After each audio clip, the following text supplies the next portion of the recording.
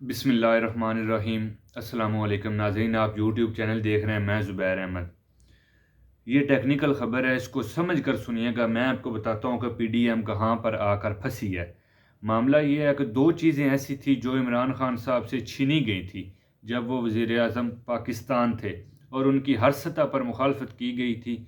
PDM की सारी जमातें मुखालफत तो करती थी क्योंकि वो एक पॉलिटिकल होल्डर थे, लेकिन जो सबसे बड़ी स्टेक होल्डर पाकिस्तान की इस्टेब्लिशमेंट, जो सियासी हालात पर हमेशा कंट्रोल रखना चाहती थी, उन्होंने एक चीज़ की पूरी कोशिश की कि ये दो चीज़ें जो है ना, ये पाकिस्तान की आवाम तक ना पहुंचने पाएँ। उनमें जो एक चीज़ थी वो इलेक्ट्रॉनिक वोटिंग मशीन थी। इलेक्ट्रॉनिक वोटिंग मशीन एक ऐसा वोटिंग का सिस्टम है जिसमें पाकिस्तान भर में कोई एक शख्स दूसरा वोट नहीं डाल सकता, जिसकी वोटों की गिनती के अंदर हेर फेर नहीं हो सकती, जिसमें बाहर से लाकर वोट शामिल नहीं किए जा सकते, जिसमें पहले से डब्बे नहीं भरे जा सकते, और जिसमें बाद में कोई धांधली का इम्कान नहीं होता। जिसके बाद वेरीफाई रिज़ल्ट आ जाता है, इसमें धांधली करने के इम्कानात ख़त्म हो जाते हैं। इस्टेब्लिशमेंट अगर मुदाखलत करना चाहे तो वो इसमें मुदाखलत नहीं कर सकती। इसमें अगर वो चंद सीटों को यहाँ से वहाँ करना चाहें तो वो नहीं कर सकेगी। जो रवायाती सियासी जमातें पुरानी धांधली के तरीक़ों पे कारबंद थे, उनके तरीके फ़ेल हो जाते हैं इस मशीन के सामने। जब मैंने इस मशीन को देखा तो मुझे इस बात का आइडिया हुआ कि पीडीएम की जो सारी जमातें हैं वो तो इस बात की मुखालफत करेंगी, लेकिन जो पाकिस्तान की इस्टेब्लिशमेंट है वो भी इस चीज़ की मुखालफत करेगी, क्योंकि इस इलेक्शन के ऊपर से उनका कंट्रोल ख़त्म हो जाएगा और वो ये कंट्रोल अपने हाथ से कभी भी नहीं जाने देंगे। बेशुमार लोग जो हैं वो इस्टेब्लिशमेंट से सिर्फ इसलिए बना के रखते हैं कि उन्हें इस बात का आइडिया होता है कि इलेक्शन वाले दिन ये कभी भी हमें सरप्राइज़ दे सकते हैं। ये एक जीती हुई सीट को हारी हुई सीट के अंदर बड़े बआसानी तरीके से कन्वर्ट कर सकते हैं, और आप बाद में जितना मर्जी धांधली का शोर मचा लें, वहाँ पे फिर अदलिया में ही आपका केस चलता है और 5 साल गुजर जाते हैं।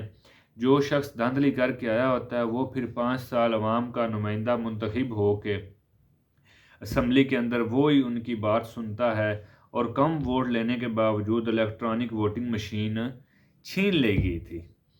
दूसरी जो चीज़ छीनी गई वो ये है कि इमरान खान साहब ने कानून साजी भी की थी कि ओवरसीज़ पाकिस्तानियों को वोट का हक दिया जाए, लेकिन इम्पोर्टेड हुकूमत ने इसकी भरपूर मुखालफत की। ये एक ऐसी चीज़ है जिससे सब भाग रहे थे। जब इमरान खान साहब इस्टेब्लिशमेंट की आंखों में खटकने लगे और उन्हें लगा कि इस शख्स की ज़रूरत नहीं है, रंजीम चेंज ऑपरेशन का फैसला हो गया। जब पाकिस्तान में पीडीएम की जमातों को इकट्ठा करके हुकूमत बनाने का फ़ैसला किया इस्टेब्लिशमेंट ने, तो ये भी फ़ैसला हुआ कि इमरान खान साहब को दोबारा वापस नहीं आने देना। ओवरसीज़ पाकिस्तानी अपनी आप दुनिया में कभी भी ट्रैवल कहीं भी करते हैं, जिस मर्ज़ी मुल्क में चले जाएं, आपको 90% वहाँ पे लोग ज़्यादातर पाकिस्तानी इमरान खान साहब के सपोर्टर मिलेंगे। ओवरसीज़ पाकिस्तानी जो हैं वो उन मुल्कों में रहते हैं जो पाकिस्तान से ज़्यादा खुशहाल और बेहतर हैं, इसलिए वो पाकिस्तान को छोड़कर उन मुल्कों में जाते हैं। वो खुशहाल इसलिए है कि वहाँ पे अवाम को इज़्ज़त दी जाती है, और जिस तरह की मौज मस्तियाँ यहाँ पे सियासतदानों को मुयस्सर है, पाकिस्तान के अंदर उन मुल्कों के अंदर ऐसा बिल्कुल भी नहीं है। तो वो ओवरसीज़ पाकिस्तानी जो कुछ बाहर देखते हैं उसके बाद उन्हें रवायाती सियासी जमातों से नफ़रत हो जाती है, इसलिए वो इमरान खान साहब को वोट डालना चाहते हैं। एक तजर्बा किया गया था कि पाकिस्तान के 2018 के ज़िमनी इंतखाबात में तो पता चला कि लोग 80% तक वोट डालते हैं। जो ओवरसीज़ पाकिस्तानी हैं हमारे, उन्हें इतना वोट डालने का शौक़ है कि अगर एक जगह पे 100 वोट मौजूद हों तो इतनी ज़्यादा तादाद में लोग वहाँ पे कम अज़ कम 80 की तादाद में वहाँ पे वोट जो है ना वो बंदा डालेगा। अजीब बात यह है कि उन 80 लोगों में से 75 या 76 जो लोग हैं वो तो इमरान खान साहब को वोट डालेंगे, और ऐसी सूरत में पीडीएम और इस्टेब्लिशमेंट ने मिलकर ओवरसीज़ पाकिस्तानियों के वोट का हक ख़त्म कर दिया था। इस मामले को अदालत में ले जाया गया और ओवरसीज़ पाकिस्तानियों की हर तरफ आवाज़ उठा रहे थे। अब ये केस मैंने सारी बात आपको समझाई किसी वजह से है। अब आपको यहाँ पे बड़ी खबर की तरफ लेके चलूँ कि पीडीएम की बहुत सारे जो शोर के बावजूद, उनके इतराज़ात के बावजूद चीफ जस्टिस ऑफ पाकिस्तान डट गए। सुप्रीम कोर्ट में उन्होंने ये फैसला किया कि इसका उन्होंने 3 रुकनी लार्जर बेंच बना दिया कि वो इसकी समाअत करेगा। अब मुख्तसर बात यह है कि पीडीएम ने अब इसकी मुखालफत की, इलेक्ट्रॉनिक वोटिंग मशीन की मुखालफत की, ओवरसीज़ पाकिस्तानियों के हक़ की मुखालफत की। अब असम्बलियाँ तो डिज़ाल्व हो चुकी हैं, ये KPK की और पंजाब में। अब इलेक्शन तो होने ही होने हैं 90 दिन के अंदर, आइन कहता है। आइन से ऊपर तो कोई चीज़ नहीं है, कोई भी नहीं आगे जा सकता। अब ये रमज़ान के अंदर डेट आ रही है।